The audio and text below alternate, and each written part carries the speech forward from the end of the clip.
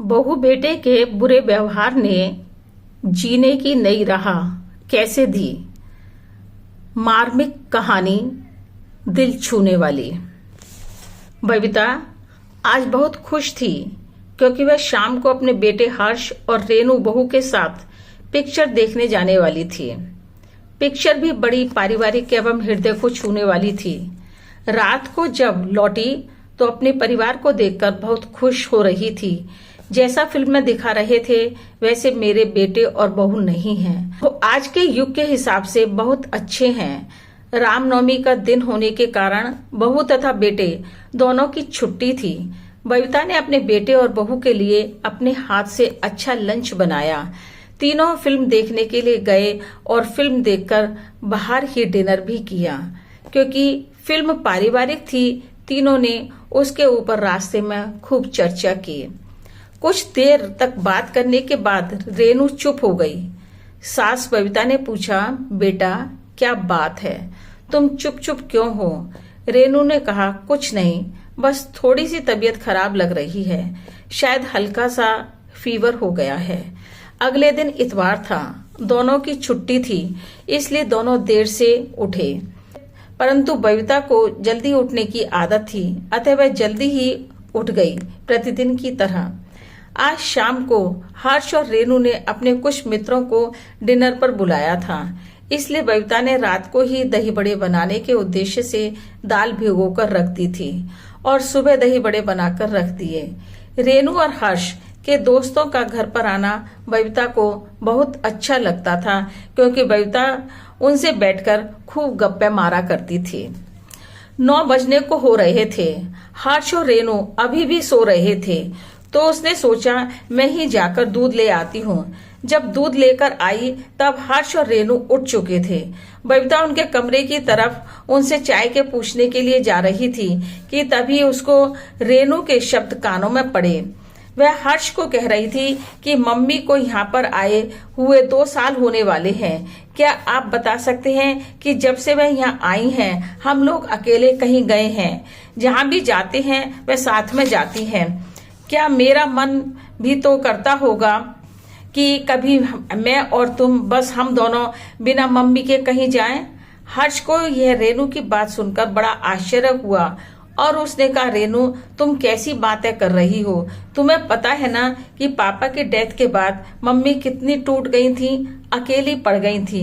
अब इतने दिनों में उन्होंने अपने आप को संभाला है और तुम चाहती हो कि हम मम्मी को घर पर छोड़कर घूमने के लिए जाया करें? रेनू अपना तर्क देते हुए बोली, हर्ष प्लीज मुझे गलत मत समझो। मैं भी जानती हूँ कि किसी भी महिला के पति की मृत्यु होने पर वह कितनी अकेली और कितनी टूट जाती है। इसलिए तो मैं 2 सालों से तुमसे कुछ नहीं कह रही थी। मम्मी मेरा बहुत ध्यान रखती हैं। आज के युग में कोई भी सास इतना ध्यान नहीं रख सकती है। पर हर्ष, तुम्हें भी इस बात का एहसास होना चाहिए कि हमें भी एकांत प्राइवेसी की आवश्यकता होती है। रिश्तों में अगर बैलेंस नहीं होगा तो वह नहीं चल पाएंगे। अगर तुम सिर्फ मम्मी को ही सोचोगे तो बड़ा मुश्किल हो जाएगा। आफ्टर ऑल मेरा भी तो दिल है।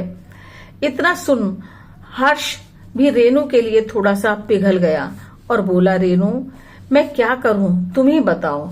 मम्मी ने अपना कोई सर्कल भी नहीं बनाया है, कहीं आती जाती भी नहीं है, यानी कहीं पर भी व्यस्त होने जैसा उनके पास काम नहीं है। रेनू ने कहा, वह अपना सर्कल बनाना ही नहीं चाहती हैं, सारा दिन घर में बैठी रहती हैं। अन्यथा देखो, सोसाइटी की सभी ओल्ड लेडीज का एक ग्रुप बना हुआ है और वह सुबह शाम पार्क में बैठकर अंतराक्षरी करती हैं, गाने गाती हैं, डांस करती हैं, कभी कभी पिकनिक पर भी सब मिलकर चली जाती हैं। उनका मनोरंजन भी हो जाता है और अपने हम उम्र से बातें भी हो जाती हैं। पर मम्मी उनके साथ घुलना मिलना ही नहीं चाहती हैं। हमारे बिना किसी और के साथ जाने को तैयार ही नहीं होती हैं। रेनू की पिच ऊंची होती जा रही थी। हर्ष ने कहा, रेनू तुम्हें थोड़ा धीरे बोलना चाहिए, मम्मी ने अगर सुन लिया तो। रेनू बोली, तो क्या, वैसे मम्मी अभी दूध लेने गई हैं। इसलिए वह निश्चिंत थी। बबीता कमरे के बाहर खड़ी है, सब सुन रही थी। यह सब सुनकर उसका सिर चकराने लगा। गिरने की डर की वजह से दीवार का सहारा लेकर खड़ी हो गई। वह अपना मन हल्का करने के लिए बाथरूम में गई, नल चलाया और जोर जोर से रोने लगी, जिससे उसकी आवाज किसी को न आए। बबीता को यह भ्रम था कि उसके बच्चे उसके साथ खुशी से रह रहे हैं, परंतु आज आभास हुआ कि वह मुझे मजबूरी में रख रहे हैं। बबीता ने सोचा, रेनू जो मुझसे प्यार करती है, मेरा ख्याल रखती है, क्या वह सब बनावटी है? बबीता को अभी तक यह लगता था कि उसका जो भी थोड़ा सा जीवन बचा है वह बच्चों के साथ आराम से निकल जाएगा, पर किस्मत का कुछ भी पता नहीं होता है। आदमी सोचता कुछ और है और भगवान करता कुछ और है। उसी तरह बबीता की किस्मत भी उसके साथ खेल खेल रही थी। पता नहीं मेरे भाग्य में क्या लिखा हुआ है। सुख की कल्पना ही उसे दुख के घेरे में घेर लेती है। प्रमोद, बबीता के पति का अचानक उसे छोड़कर चले जाना ही दुखों का बुलावा था। प्रमोद का सर्विस में व्यस्त रहने के कारण उसने अपनी सारी इच्छाएं रिटायरमेंट के बाद पूरी करने के लिए छोड़ रखी थी, पर रिटायरमेंट के मात्र 4 महीने के पश्चात ही विनोद इस दुनिया को हमेशा हमेशा के लिए अलविदा कह बबीता को अकेला छोड़ गए। पर भगवान के निर्णय के आगे किसी की भी नहीं चलती है। शायद यही मेरे भाग्य की दास्तान है। बबीता तो इस घटना पर यकीन ही नहीं कर पा रही थी। रेनू और हर्ष को जबलपुर से बुलाया गया और हर्ष ने अपने पापा का सारा कार्य किया। बबीता तो ऐसी गलफत में पड़ी हुई थी, उसे कुछ पता नहीं था क्या हो रहा है। जब वह ठीक से होश में आई तब उसे एहसास हुआ कि उसकी पूरी दुनिया उजड़ चुकी है। हर्ष और रेनू अपने साथ जबलपुर ले जाने की जिद करने लगे, परंतु बबीता ने मना कर दिया, क्योंकि उस घर में प्रमोद की यादें, उसकी बातें, सब कुछ वहां रचा बसा था। उन्हीं यादों के सहारे वह अपना जीवन काटना चाहती थी, परंतु अकेले रहना भी एक बहुत बड़ा दुख होता है। न कहीं जाने को मन करता है, न खाना बनाने को और न खाने को। अकेला घर जैसे खाने को दौड़ता है। किसी तरह प्रमोद की यादों में वह अपना समय गुजार रही थी, परंतु हर्ष भी माँ की याद में परेशान रहता था। उसको लगता था कि माँ कैसे अकेले रह रही होगी, सारा दिन क्या करती होगी। बबीता अकेली होने के कारण बीमार हो गई। पड़ोसियों ने हर्ष को बता दिया। अब रेनू और हर्ष दोनों आए और माँ को अपने साथ ले गए। इलाहाबाद में जिस घर में बबीता रहती थी उसे बेच दिया। कुछ दिनों तक तो यहाँ पर भी उसका मन नहीं लगा, क्योंकि बहू और बेटा दोनों डॉक्टर थे। सारा दिन अपने काम में बिजी रहते थे। सरकारी हॉस्पिटल में दोनों नौकरी करते थे। सुबह से शाम तक वहाँ पर रहते थे और बबीता पूरे दिन घर में अकेली रहती थी। रेनू ने अपनी सास को अनेकों बार कहा, मम्मी आप अपने हम उम्र की महिलाओं के साथ बैठा करो, उनसे बातचीत करो, आप घर में बोर होने से बच जाओगी। लेकिन वे ऐसा करने को तैयार नहीं होती थी। यद्यपि रेनू और हर्ष माँ की हर इच्छा का ध्यान रखते थे, उनको खुश रखने की कोशिश भी करते रहते थे। रेनू माँ के लिए मैगजीन्स जैसे मनोरमा, मेरी सहेली लाकर देती। कभी तीनों फिल्म देखने जाते, डिनर बाहर करते या फिर किसी धार्मिक स्थल पर चले जाते थे। अब बबीता को यहाँ पर सब ठीक लगने लगा था। किस्मत ने एक बार फिर करवट ले ली थी। अब उसको यहाँ पर सुख लगता था, परंतु किस्मत को यह सब मंजूर नहीं था। तभी तो रेनू के कहे शब्द उसे कांटों की तरह चुभ रहे थे। वह फिर से अकेली हो गई थी। रिश्ते नाते सभी जब तक स्वार्थ है तभी तक रुके रहते हैं, उसके बाद न तू मेरा न मैं तेरा। खैर जो भी कुछ हुआ अच्छा ही हुआ, क्योंकि जो उसके मन में गलत फहमी थी वो दूर हो गई। उसे इस बात का आभास ही न रहा कि कितनी देर से बाथरूम में बंद है। रेनू ने बाथरूम का दरवाजा खटखटाया, तब बबीता ने अपने आंसू पोंछते हुए दरवाजा खोला। बाहर खड़ी रेनू बोली, मम्मी मैं कितनी देर से आपको बुला रही हूँ, क्योंकि आज मैंने बाहर से आपकी पसंद की हलवा पूरी और जलेबी मंगवाई है। ठंडी हो रही है, जल्दी कीजिए। लेकिन बबीता की कोई भी प्रतिक्रिया न होने पर उसने सास का चेहरा देखा और बोली, मम्मी क्या आपकी तबीयत ठीक नहीं है? आंखें क्यों लाल हो रही हैं?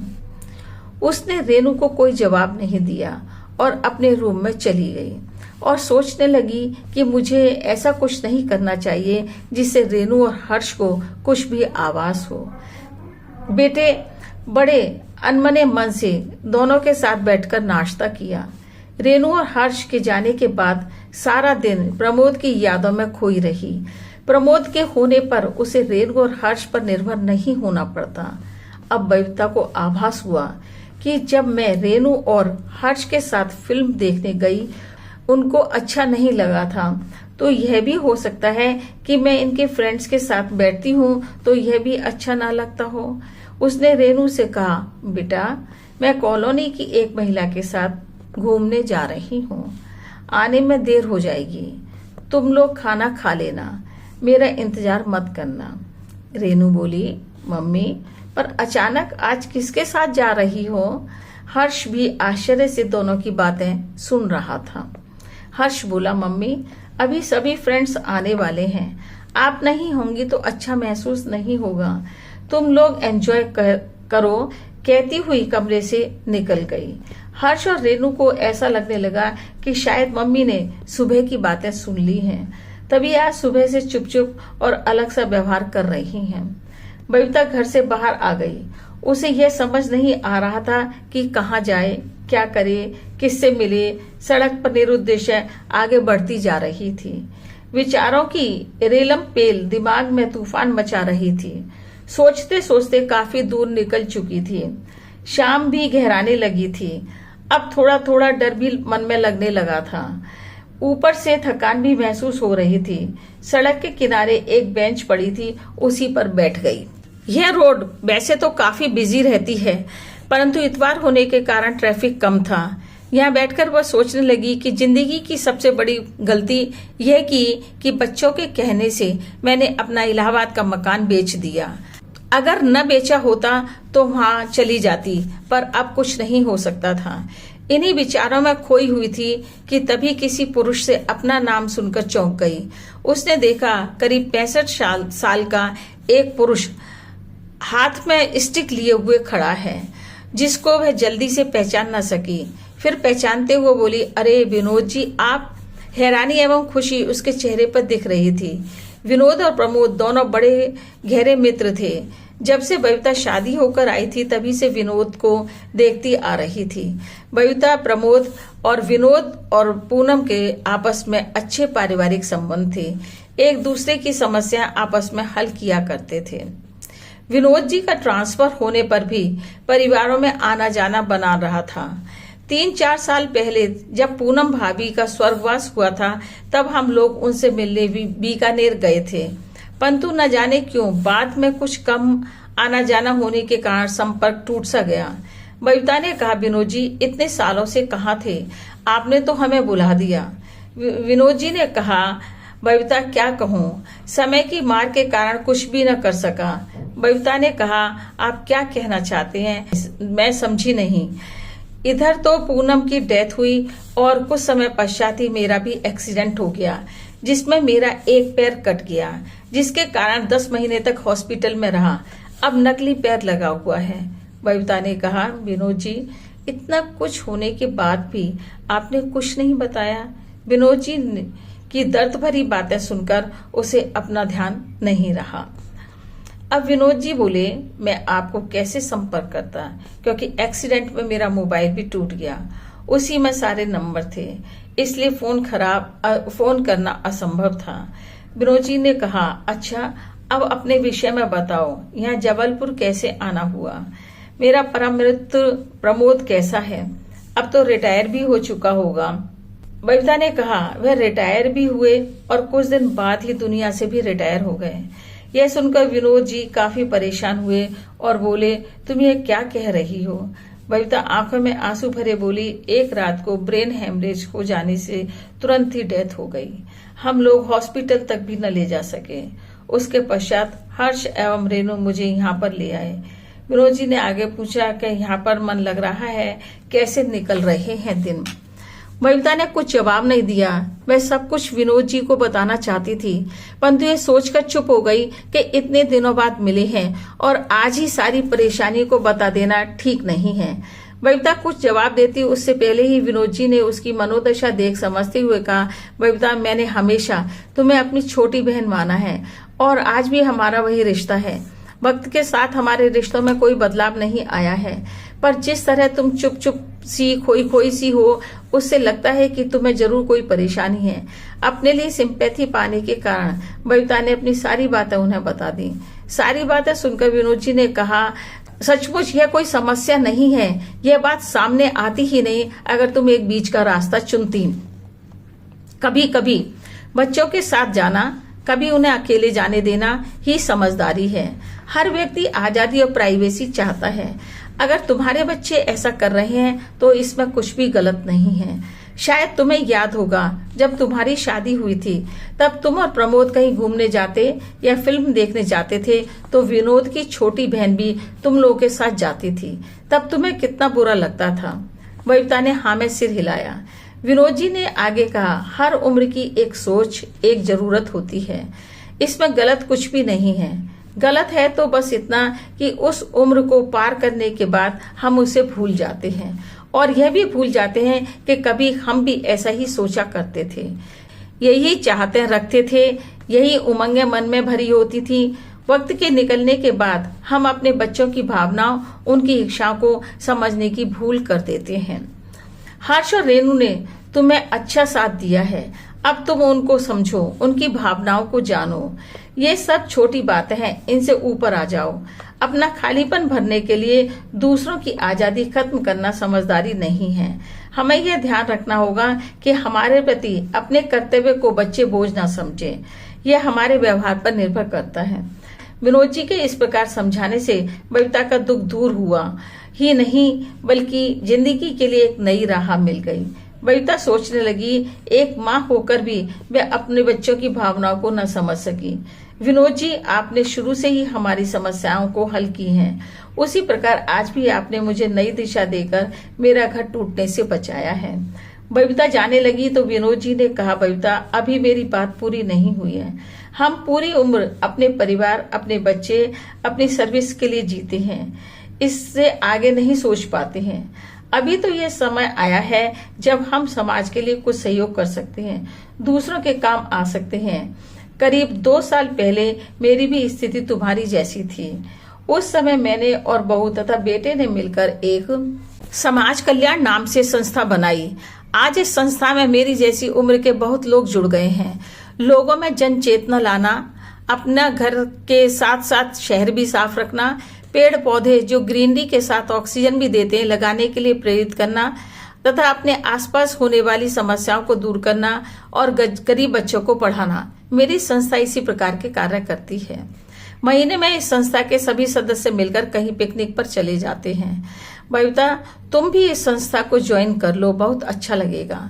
नए नए लोगों से मिलना होगा, तुम्हारा समय अच्छे से गुजरेगा और लोगों की समस्याएं सुनकर तुम्हारी सोच भी बदल जाएगी।